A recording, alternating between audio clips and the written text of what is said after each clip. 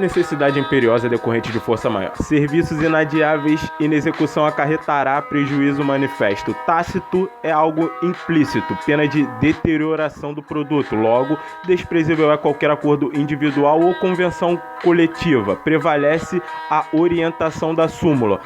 A dúvida é quanto à forma de cálculo. Quem trata especificamente do tema Gênesis 1, versículo 29, proporcionar descanso mental ao trabalhador, serviços intelectuais irrenunciáveis, eminentemente higiênico, período aquisitivo do específico direito, conferir-lhe aprendizagem profissional e moral, leis facultar o desenvolvimento físico, mental, moral, espiritual e social de forma sadia e normal, em condições de liberdade e dignidade, direito à vida e à saúde, claro, mediante efetivação de políticas sociais públicas que permitam o nascimento e o desenvolvimento sadio e harmonioso, em evidentemente condições dignas de existência, esclarecer de forma positiva, medida louvável, frequência obrigatória, não há o que se falar, libertar é cabo Daciolo já.